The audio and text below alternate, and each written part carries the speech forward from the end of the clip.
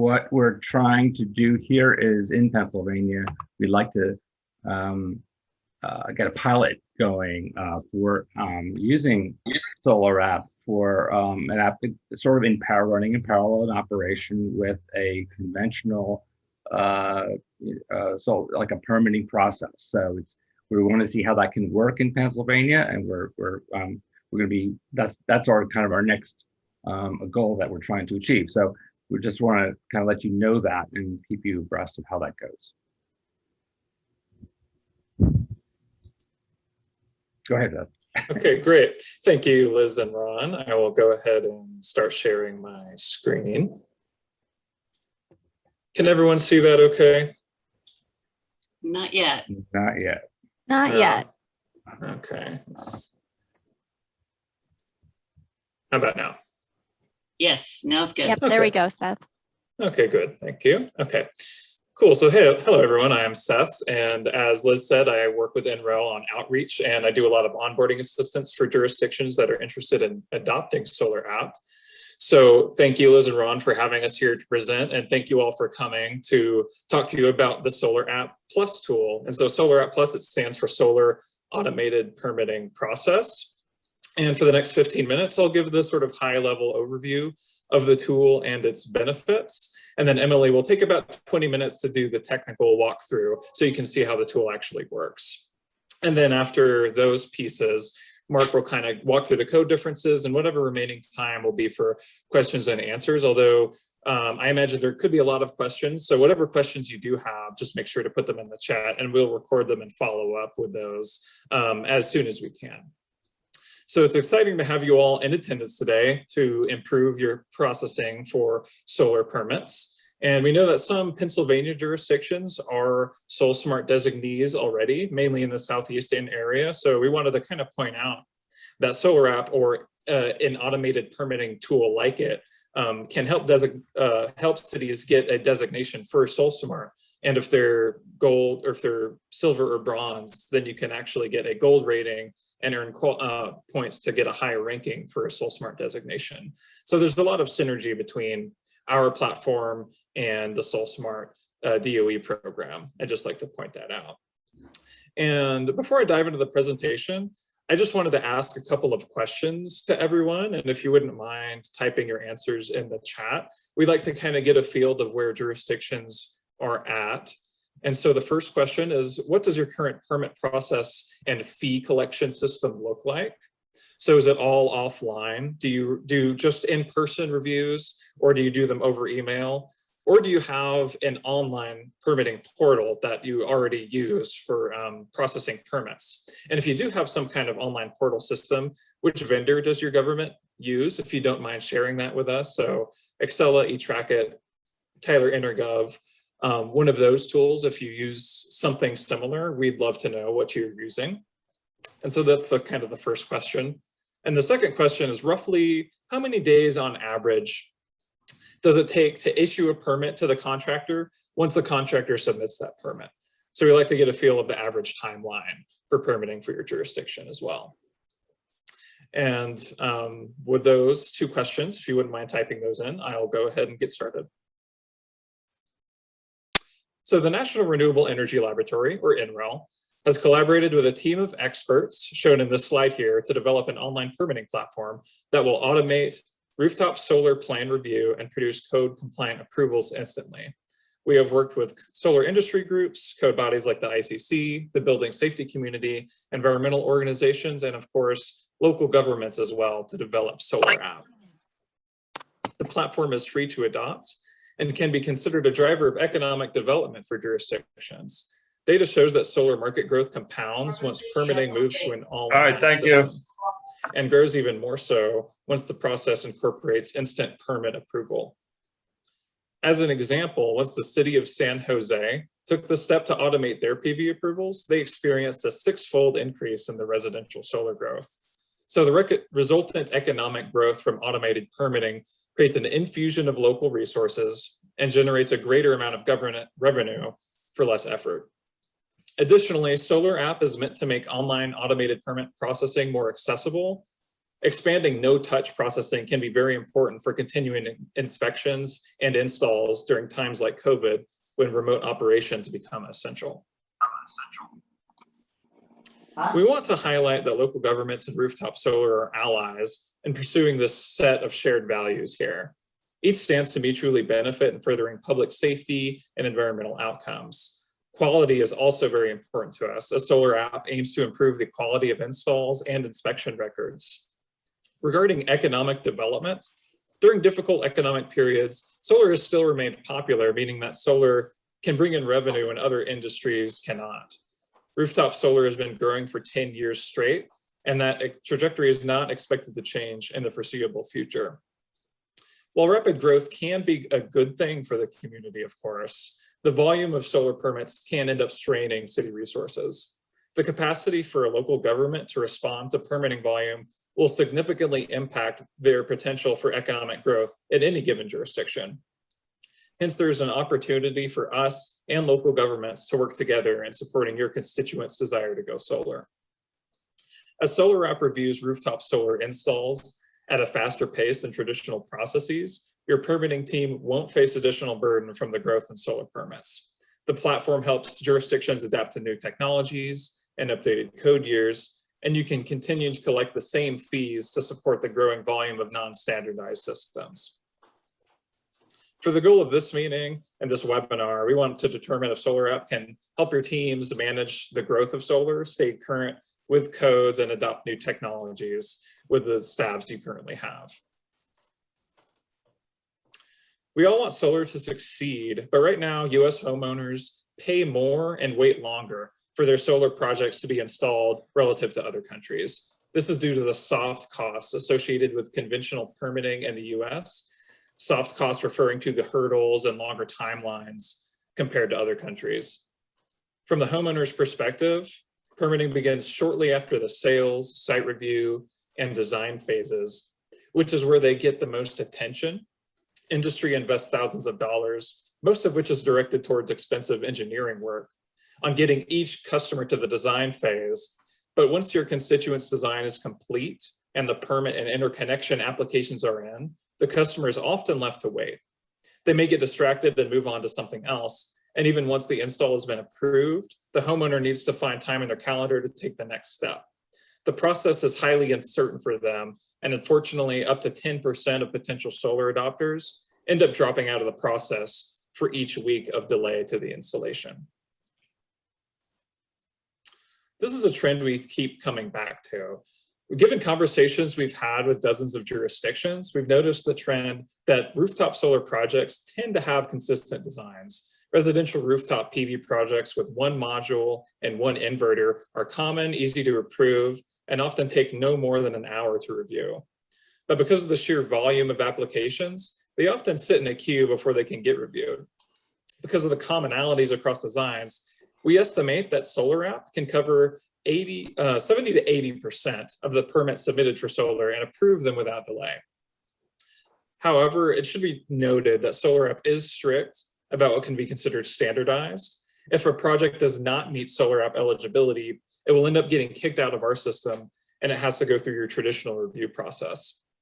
Through SolarAPP, you'll receive the same permitting fees, and you'll likely see total collections go up faster as faster approvals keep more homeowners on track to complete their installations.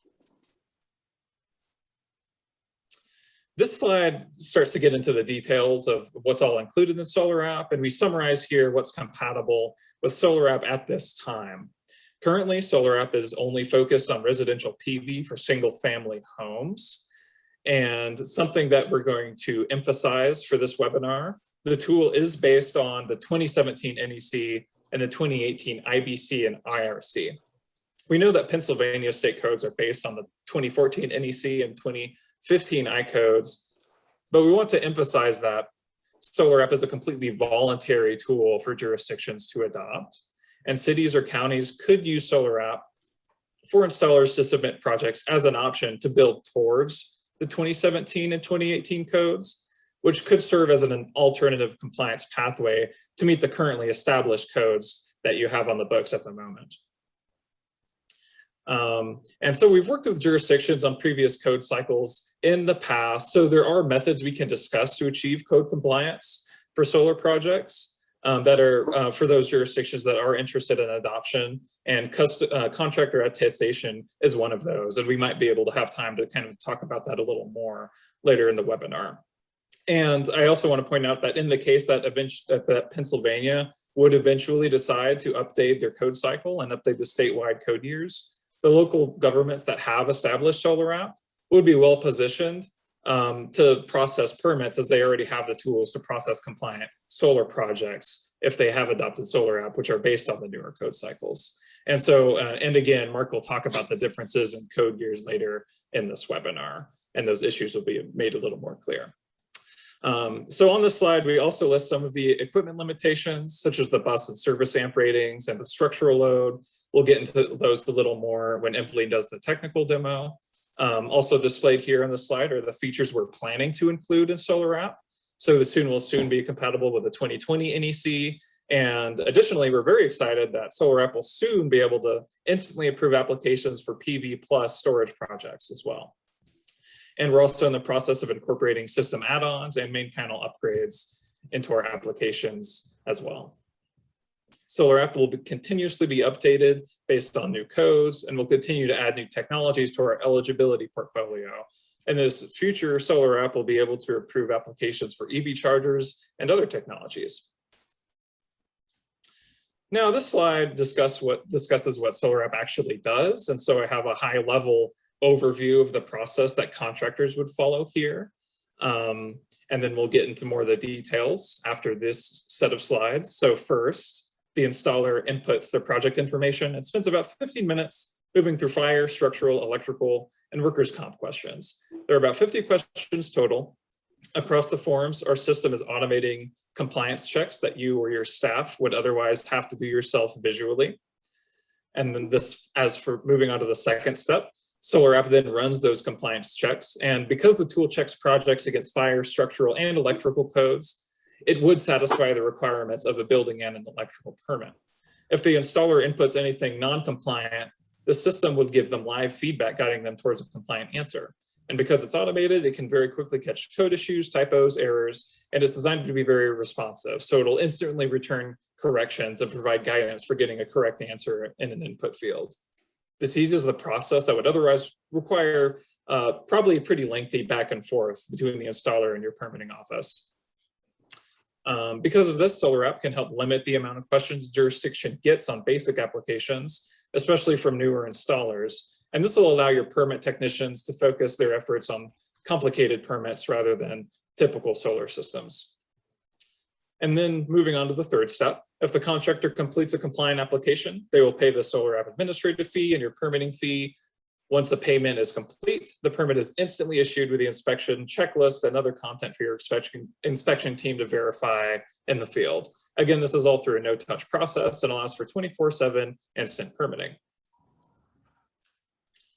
And this is kind of walks through the adoption options. I wanted to point out that SolarAPP is adaptable. So we meet two options to best meet the needs of jurisdictions. The first option is the standalone model. This is for jurisdictions who only accept applications via email, mail, or in person. And both models start off with the same step. So first, with a standalone model, the installer will input their project information and pay our $25 administrative fee. And then second, the contractor then pays your city or county's fee in SolarAPP using a Stripe account, and that Stripe account would be directly deposited into your city or county bank account. And then third, the project approval documents are stored in SolarAPP for easy future access. And finally, the permit gets issued instantly, and all permit inspection documents are sent to both the installer and the jurisdiction.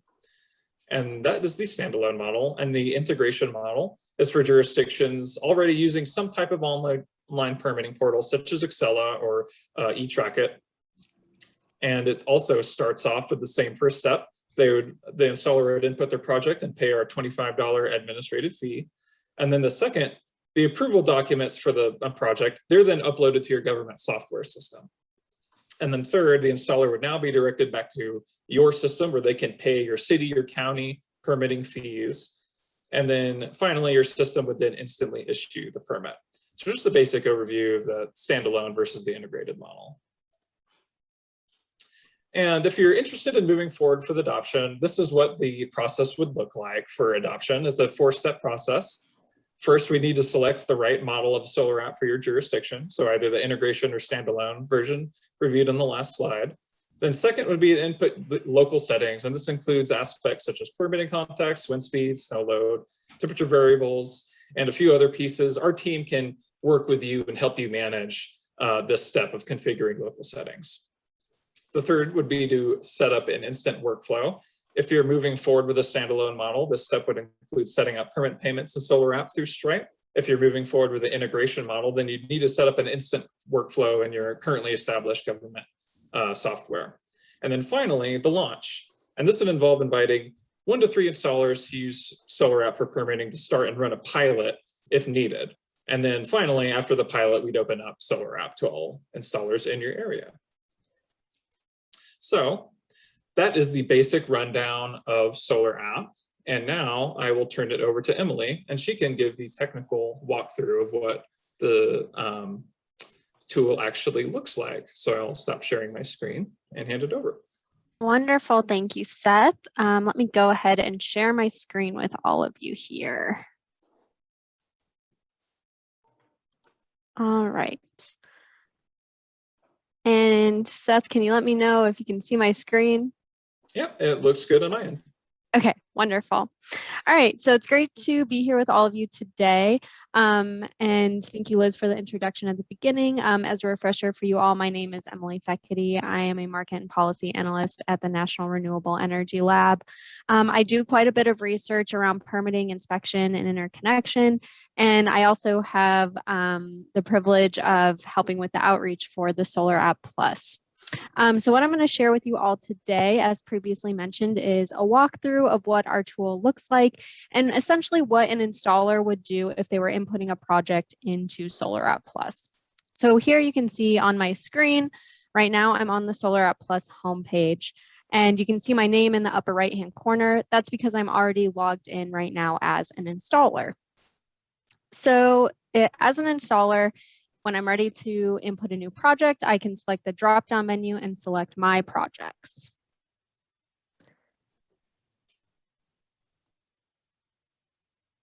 And that will load up for a moment here for us. And when it does, it will show in the upper right-hand corner this nice new project button. So I'm going to show you all one thing that Seth had mentioned during his presentation is that SolarAPP is very responsive, and that really starts from the moment that a project is being input. So I'm going to show you some of that functionality right now. So for a new project, an installer would need to input the title, the jurisdiction. For the purpose of today's presentation, I am an installer in Oceanside, California. They would need to select their project type. For this presentation, we are just selecting a rooftop PV project. And then they would need to input their address. So I'm going to go ahead and input an address here. And as you can see, there's a couple addresses that are somewhat similar to what I was typing in. So I'm going to go ahead and select the one in Oceanside, California. And now SolarAPP is going to instantly validate that address for me, which is great because now I can continue on. SolarAPP Plus knows that my address is in fact within the jurisdiction I selected, and SolarAPP Plus knows that they are in fact able to approve the project that I will be inputting. Now, if I was typing in my address, and as you notice, there were some similar addresses, and I accidentally clicked the wrong one, you can see right away, SolarAPP is not going to let me move forward. I selected an address in Redondo Beach. That is not in Oceanside, California. So SolarAPP is not going to let me input a project for that jurisdiction. Now, if I was ready to continue, I could select this continue button, but instead of you all having to watch me input a completely new project, instead what I'm going to do is show you a project that I have already created. So if we had selected continue, it would bring us to this next page, which is loading up here. And you can see up top on the screen, there are a number of pages that an installer would move through to answer questions. The first is the eligibility page. So on our eligibility page, the installer would input information around the scope of work. They would make some attestations here and input their license information. So around the license information, that information is validated at the time of registration. So when I registered as an installer in SolarAPP, I input my license information, and then it was verified before I am able to input a new project in SolarAPP. So all of that license information must be verified before a project can be put through. Another really important piece on this page is this first attestation right here. You can see that it says, I hereby affirm that I reviewed the SolarAPP eligibility page and am submitting a system in compliance with the limitations therein. And this is a clickable link here that would download our eligibility sheet. And so I'm going to show you all what that looks like. And I'm going to zoom in a bit, so hopefully it's a bit easier for you to read. And after today's presentation, we will send a follow-up email that contains some of these documents, so you'll be able to take a closer look at them.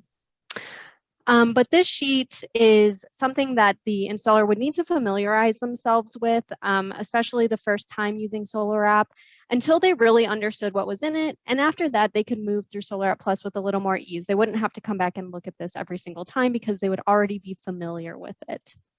You can see that we have some system requirements, electrical requirements, as well as some structural and fire requirements. And a lot of these start here with the codes that Seth had previously mentioned. So we are limited to the 2017 NEC at this time and the 2018 IBC IRC.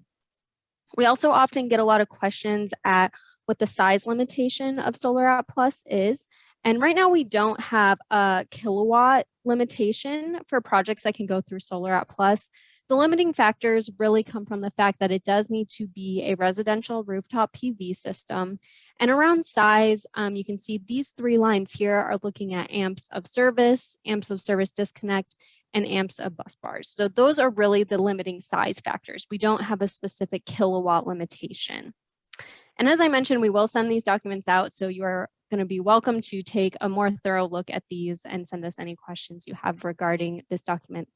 And we can, if you have any now, we're happy to answer those today as well. So going back to our SolarAPP, once those attestations have been made and all of the information has been input, we can move on to the next page. So the next page here is our fire page. You can see this page looks fairly straightforward. There's only 2 questions here and another attestation. Even though this page looks simple, I do want to stress that the information on this page is very important. So both of the questions that are being answered go into our backend calculations to ensure that the project is in fact code compliant. And you can see we have another attestation here for the fire bulletin. I'm going to show you all what that looks like as well. So this document is a bit longer. The eligibility document was only 1 page. This one is 6 pages. And it covers disconnecting means, signs, placards, markings, things of that nature. It covers quite a bit of information. I am going to scroll down to the bottom to what we feel is the most important piece we want to share with you. And this is another document we will share with all of you after the presentation. So you will be very welcome to take a closer look at all of the information that we include here. But what I was scrolling down to get to here was our setback information. So one thing that Seth mentioned in the beginning, and we really want to stress with SolarAPP Plus, is you will notice that I have not yet input any line diagrams or plan sets, and you won't see me do that at any point during the presentation because SolarAPP Plus does not require plan sets or line diagrams of any sort. Instead, what we have essentially done is worked through what a plan checker would look through on those plan sets and put those into questions that the installer is instead answering as they move through SolarAPP Plus. And that being said, we have these generalized diagrams that display the necessary setbacks. And you can see that that is an 18-inch setback. And there are some generalized diagrams for different scenarios listed in here in our fire bulletin. You can also see that the PV system must be less than 33% of roof area. That is 66% for homes with sprinkler systems. And those questions come back to our key questions here on the fire page. So that's why these questions are so important, because these go into our backend calculations to ensure, again, that the system is in fact code compliant and complying with our fire bulletin. Of course, the installer is making that attestation here, but we use our backend calculations to ensure that it is in fact meeting those requirements. So the next page we have here is the structural page. And this page is really designed to ensure that the PV system doesn't pose more than a minimal impact to the home structure. The first and most critical question here is about the weight of the system. So we often receive concerns about older housing stock in certain jurisdictions. However, with SolarAPP Plus, anything above 4 pounds per square foot generally is not going to qualify. So that means a 30-pound per square foot live load or able for people to walk on is being replaced with the 4 pound per square foot or less of dead load, meaning the PV system itself, which cannot be walked on.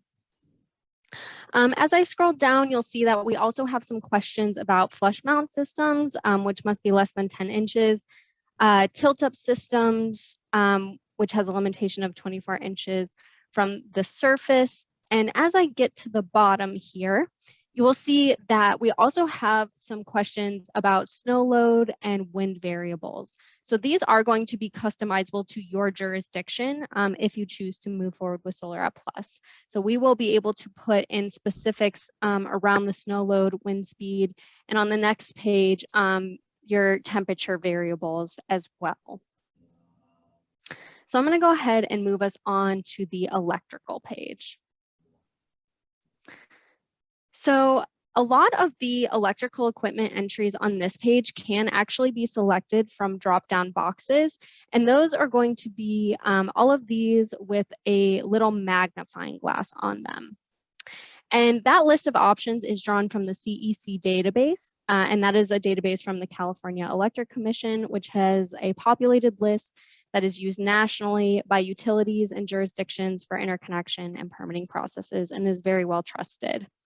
And by using a drop-down list, we're really helping to prevent fat finger mistakes or other errors from contractors, while also ensuring that the inputs are in fact certified and compatible with SolarAPP Plus.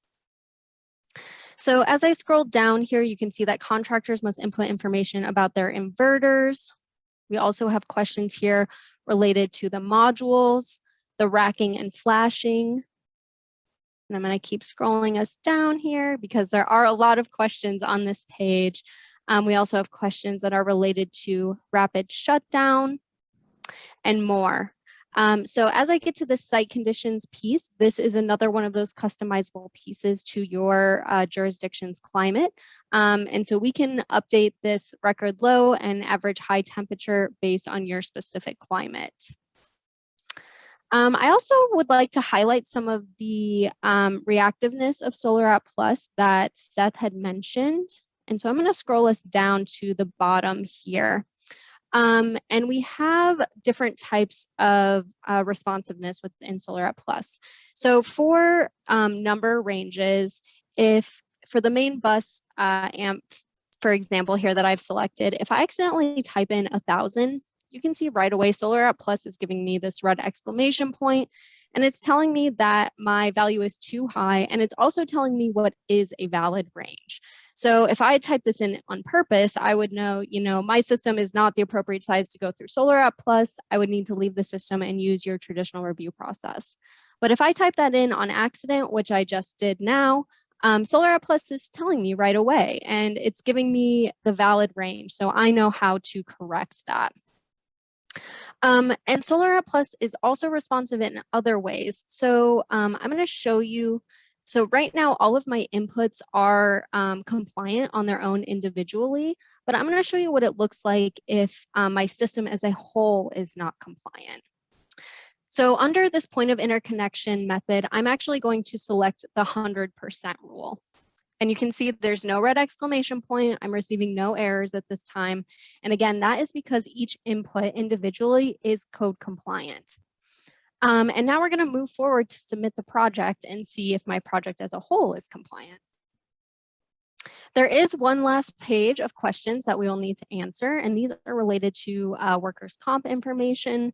This page has a little bit of customization available as well, so if your jurisdiction has more specific requirements, this is a good area to add that in. And now we're going to go ahead and hit Submit Project. And now SolarAPP Plus is doing the backend calculations. And right away, it's telling me there's a problem with my project design. And you can see on the screen, it's actually exactly what I mentioned to you all. So the exact issue is that there's 100%, it's my point of interconnection rule. And so let's go back and change that and see what it looks like when the system as a whole is compliant.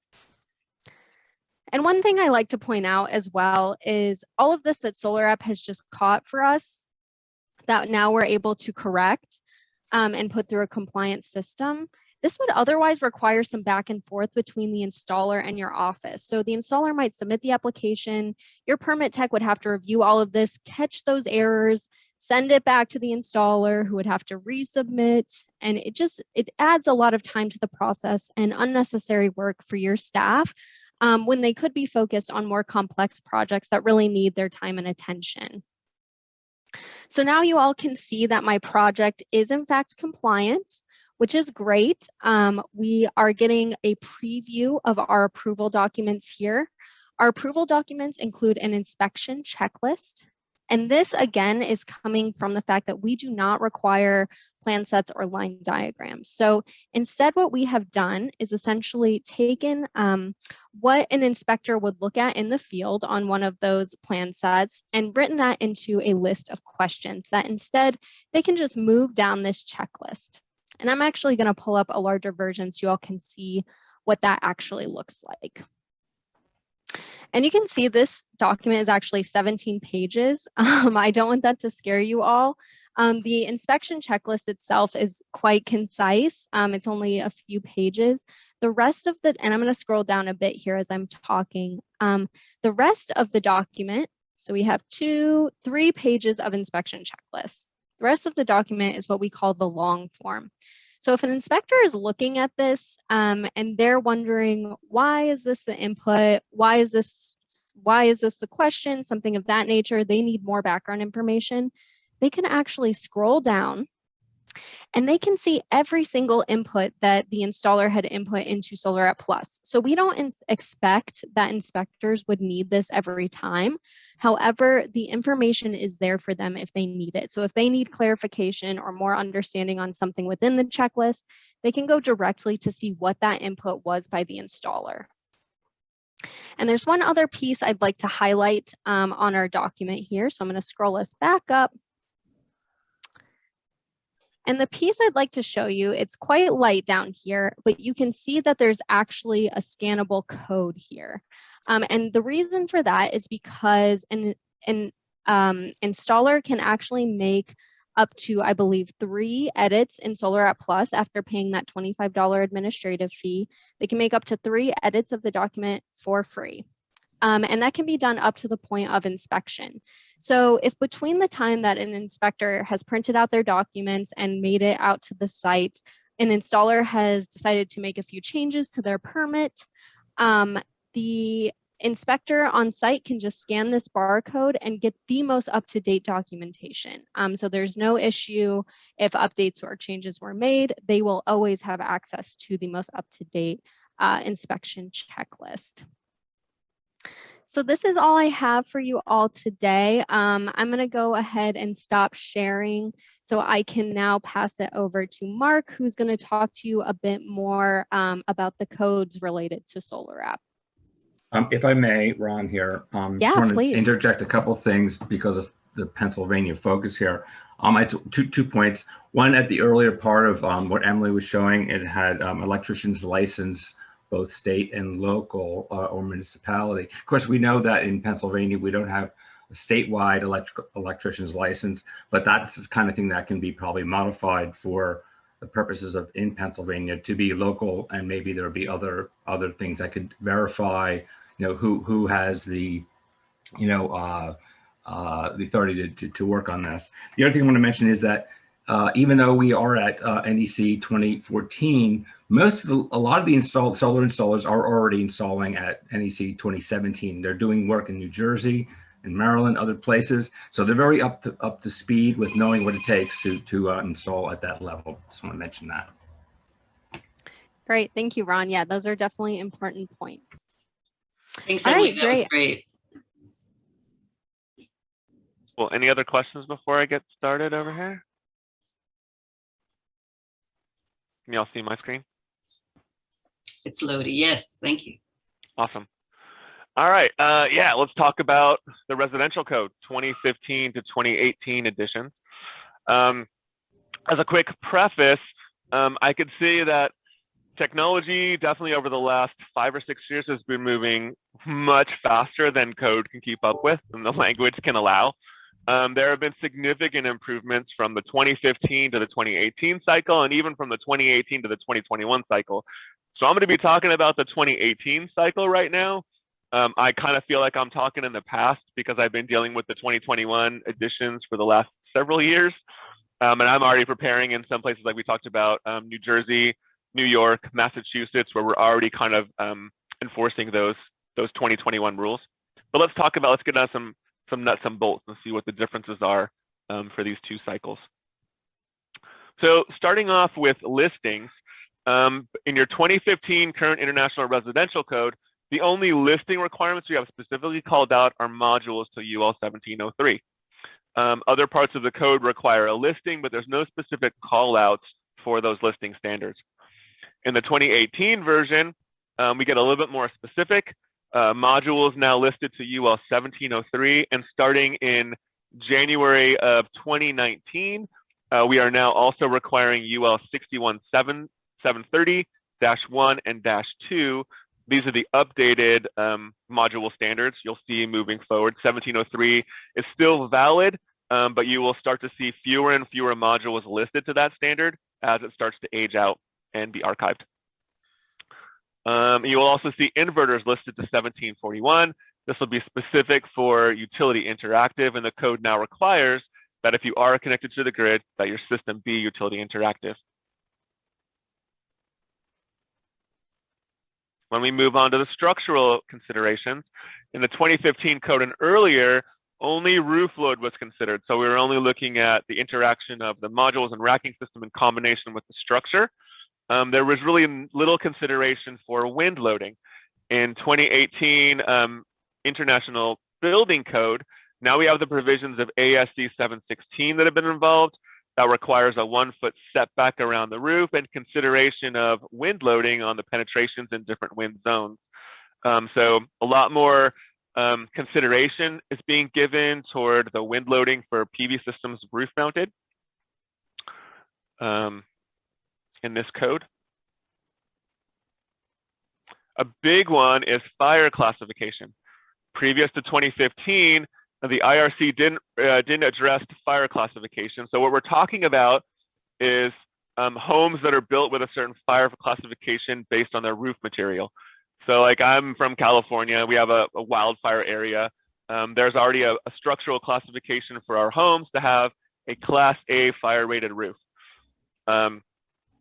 The issue now is that once I add a combination of modules and racking system, does my roof maintain that fire classification, that Class A rating?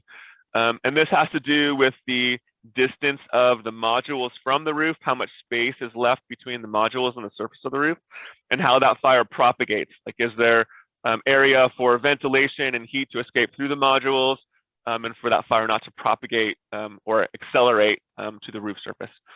So in the 2018 code, now we get this combination of fire classification with UL 2703. This is a combination of racking system and module. The impetus here is that many contractors will change modules. Modules seem to change rather quickly, mostly because we're burning through the manufacturer's stock through a year.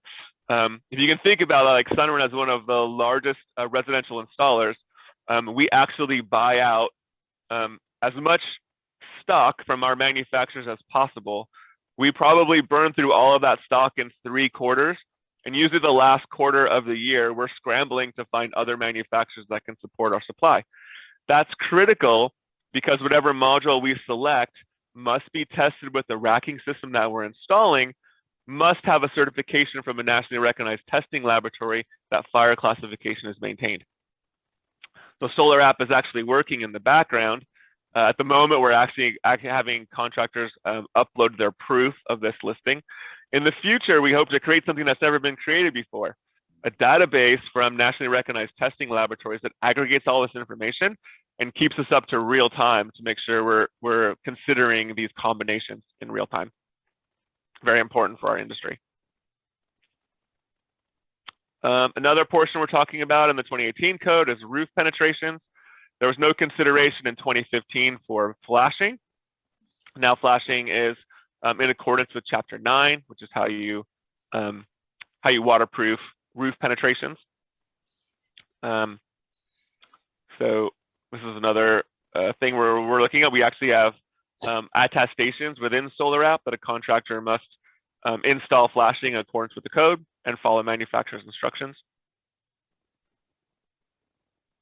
A big one for the 2018 code, probably the most important to solar contractors from a PV perspective, is that the provisions for fire access pathways were drastically changed from the 2015 to 2018 code. There really is no consideration from 2015. What a lot of people use is some guidance from the California Fire Authority back in, I think it was around 2012. We had CAL FIRE guidelines, requires a 3-foot setback at the ridge, 3-foot setbacks at each rake, so a pathway from the eave to the ridge for each roof with solar. Now, that pathway kind of theory is relatively restrictive. It requires these access pathways no matter where the solar array is on the roof, and how it doesn't really consider how firefighters would interact with that PV system. So in the 2018 edition, it requires more of an evaluation of the firefighter interaction with the house and allows the pathways from the ridge to be placed, I guess, more appropriately for how a firefighter, how first responders would interact with the roof. So in the 2018 code, we allow 2 paths to the ridge, one from a street side, one from an alternate location. And this fits with how firefighters would normally interact with a house. They would probably pull up in the driveway, try to find the first place to get to the ridge. And then it allows consideration for when you have those surfaces on the roof with PV. And then it allows us to add a 3-foot setback either on that plane, based into that plane, or straddling that plane. So what this allows us to do really is capture a lot more roof area. It allows our system sizes to get bigger, but still allows consideration for firefighter safety, which at the end of the day is the most important part from a first responder perspective. We also allow some alternate ridge setbacks. That's what Emily had pointed to on that first section when we're talking about the fire page. We're putting in what the roof area is. Something she kind of skipped over was that since we're referencing that CEC database of information, we're pulling a lot of electrical parameters and values for calculation from that database. One of the things we're pulling is module area, and that's the way we can determine how much space the array, the solar array, is taking up on a roof. We compare that with what the contractor measures for the total roof area. That charges our percentage of fill and then sets our roof setback. So I think one of the things I want to finish off on here is the fact that SolarAPP is a dynamic process.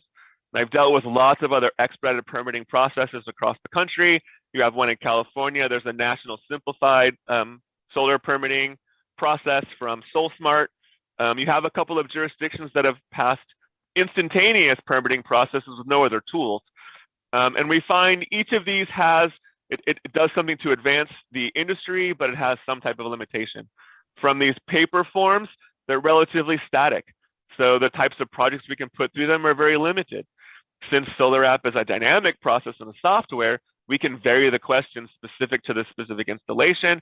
We can get much more granular about what we're qualifying, and that opens up a lot more flexibility. For those jurisdictions that have gone to an instantaneous process, we definitely appreciate that. But some feedback we've gotten from them over the years, or over the time that they've instituted this process, is that like at some point you're putting a lot of pressure on your inspection team, and you're not giving any resources to your inspection team to move forward. Like, how do you help them? Well, SolarAPP really seeks to improve that. And although we talked about no plans, no site plan or single line diagram being uploaded, what we're giving you is an extensive checklist, very ordered. It follows a best practices kind of process from an inspection standpoint, starting from the point of interconnection and working your way through the system up to the roof, and really giving cues for a combination inspector, someone who's not really well versed in solar, on how they could easily verify a solar system. That's kind of the intent of it. We find from jurisdictions that are familiar or well versed in solar, the inspection checklist they use maybe once or twice, and then they're pretty much going off of their shared experience, right? So with that, I think I'll close it there on my side of the code. Anyone have any questions? Please feel free to speak up.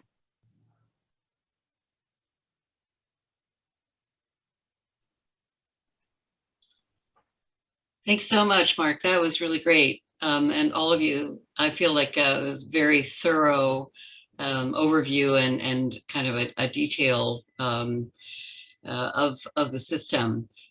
We do want to open this up to questions from everyone. And I think Seth is going to kind of direct the questions as they come in. But I'll just start with one that follows up from Mark.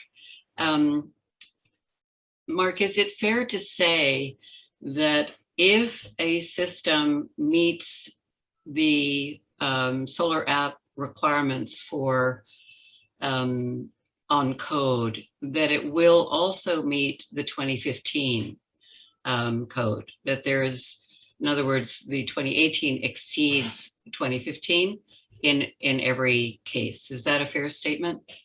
That is a fair statement for both the residential code and for the electrical code. Okay, because that is a key issue here in Pennsylvania, because as a state, the state has adopted 2015, and only one municipality so far, Philadelphia, has exceeded that. And Philly and Pittsburgh are the only two that can exceed the state. And coming up in March, this next year, March 22, the state will be able to consider moving up in code. But we've had questions come in so far about the potential for conflict between these two code years. And we just want to make certain that there is no instance where if the installer completes his application, it's approved in SolarAPP, there's no instance in which it does not meet 2015. In other words, in every case, it exceeds 2015. I think there's two instances where it could be a challenge, more like in a good way, but so in the 2015 code, because no specific listings are called out for specific things, like doesn't mean those products aren't already listed to those standards, because in other areas we've exceeded this code version. So your products and equipment are already complying with the 2018 and 2021 versions of code. Like if that was an issue, if things you're working on in the 2015 weren't listed properly to those standards, that could be a potential issue. I see no issue there. From the electrical code from 2014 to 2017, the biggest change in that electrical code was the introduction of rapid shutdown inside the array boundary. Most of the products people are deploying currently for photovoltaics have moved away from a string level shutdown method to a module level shutdown method, which complies with the 2017 NEC.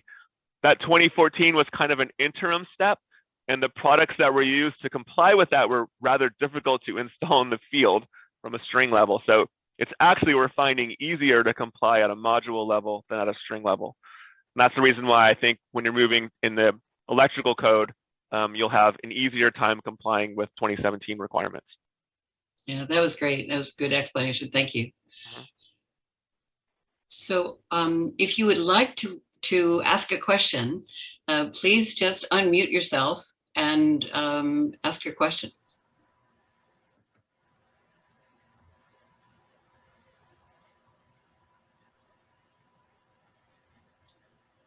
If no one has any questions immediately, I was going to pose one to everyone here. As Oh, actually, let me see. I see there's a message in the chat box here. Yeah, so we have a question in the chat box here. How does SolarAPP work for municipalities who require structural wet stamp or seal approval for building permits for solar PV? Yep, we're hoping municipalities that currently require professional engineering for these 80% of jobs that we'd see go through SolarAPP would defer to the compliance check in SolarAPP as the seal. We haven't found, like, I could say this, I guess, there's nothing in the code that requires professional engineering stamps or wet stamps in either electrical, residential, or building codes. There may be local ordinances that require professional engineering stamps, and then we'd have to speak with the local jurisdiction in that manner. But we're hoping, like, SolarAPP is a compliance check tool. We're hoping it's a substitution for a jurisdiction deferring to a professional engineer stamp. Can I just follow up Sure. on that question? This is Liz from DVRPC who asked it. Mhm. I know that it's not required, but I believe it is the preference of many municipalities in the region. Is there a workaround for it if they ultimately decide to require it still? Not currently. Not currently. We've definitely talked with our professional engineering team about this. Some different methods to maybe like stamp or qualify something within SolarAPP. The thing that professional engineers do not want us to do is have them stamp a document and then have a contractor upload it into the system. There's a potential for fraud there and a professional engineer not being able to control their stamp. So really what we're looking for, like, I guess in my travels in talking about SolarAPP, I've run across a few different types of jurisdictions. When you say like a jurisdiction prefers a stamp, I find that's either with a couple of reasons. Either that jurisdiction is large and they have a fully funded engineering department. And usually I find in that case, the intent of that jurisdiction is to elevate the quality of jobs within their market and basically require everyone to kind of come up to the standard. A second one is that the jurisdiction is unfamiliar with the type of equipment that's being installed or submitted, and they're deferring to a professional engineer to check that because it's out of their realm of expertise. Like, I don't understand how to check it. Please have someone else check it. If they check it and sign off of it, I will stamp it. So for those jurisdictions are kind of more the ones we're talking about, where SolarAPP is your substitution for not having your area of expertise and approving that type of design. Since SolarAPP will give you a code compliant design, that's kind of the crux. Can you defer to the application to I guess give up that liability and have something else to verify the system? Short answer. Does that answer your question, Liz? Yeah, it's good context. I think that all of that context aside, that the preference might still be sort of a vestige in communities in the Northeast where there's an older building stock. So to the extent that SolarAPP can provide, and NREL can find case studies of municipalities who've waived that requirement and been successful, I think that education is still really beneficial. Right. Yeah, one of the biggest things we were cognizant of is like what happens if a contractor uploads a picture of a cat in place of a stamped drawing. No one's reviewing the job, so how do you prove that it's there, right? And then the question is, well, maybe you send it back to review. Well, and the same thing with people ask for site plans, like, I want to see a site plan. Well, if you want to review it, I've taken away all the benefits of an automated compliance check, and you've lost any time or resource gains from the software. So those are some kind of challenges we're trying to figure out. I think we're still definitely looking into the professional engineering process and how we could do something to finish it. I mean, half of the United States requires a PE stamp, so we have to figure out something. I want to mention that typically for interconnection on the utility side, their often plan and electrical diagrams are required. So I mean, it's not like they don't have to be done; they have to be done anyway. Just to say that. So that leads me to repeat something that Ron said at the outset, which is that if a municipality decides to go forward with SolarAPP, you would maintain your existing system. So you would really have a backup. Your existing system would be your backup. And if a project can be approved through SolarAPP, that's great. It saves time. If it cannot, if it gets rejected by SolarAPP, the installer has the option to go back to your municipal office, to go back into the office and complete the normal application process. So it doesn't limit anything. It just opens a new avenue for faster, easier, more kind of instantaneous application and permitting. And as we all know, solar is the most rapidly growing form of energy, and municipalities are seeing a higher rate of application, and that's only going to increase now that the federal tax credit has been extended. So we anticipate that SolarAPP will be simply a way for municipalities to have more tools and more expertise at your fingertips, and become more just more able to handle the growing volume and the growing sophistication in this market. Yeah, and I'd like to build off what you're saying, Liz, and also address one of the questions that was asked earlier in the chat. So someone had asked if our expectation was that a municipality would reduce their permitting fee by the $25 to offset the additional SolarAPP fee. Right now, we don't necessarily anticipate jurisdictions changing their permitting fee whatsoever. This $25 administrative fee, first of all, I will say we expect it to go down over time, so it's only going to reduce. And second of all, I can also tell you that most installers that we've worked with and spoke to are very happy to pay that $25 to get that permit in their hands right away. It's really a convenience fee for them. And it's a way for us to offer this software to you at zero cost, to jurisdictions at zero cost. And so by keeping your original system in place, installers have an option. So if they don't want to pay that $25 fee, they can always utilize your traditional review process, take that as much time as it needs, and pay the existing cost that you have without the additional $25. I can speak to this real quick. Like, why would I pay $25 just to go a little faster? For me, from a national contractor, that extra $25 to receive an instant permit and be able to immediately get to work provides certainty for my crews and my customer. It means that I can schedule an installation date with certainty. Currently, under the current process, I submit. I have to wait for the permitting process to resolve itself. Sometimes that's on me. Sometimes there's corrections and revisions and I have to go back and forth. Sometimes it's on the jurisdiction. We run into plenty of jurisdictions, especially during COVID, who just weren't prepared to go remote. And it went through all paper processes. Maybe they were doing snail mail, but we had jurisdictions that had a drop-off bucket out front, and you drop off in the bucket, and then 3 days later they'd go pick the bucket up, make sure it was quarantined, and review it. Like that really put a highlight on how our processes, I'm sorry, like from the jurisdiction side, are kind of antiquated. You guys need help. And this is a way for us to achieve contactless instant permitting, provide surety for me. That's the driver for me.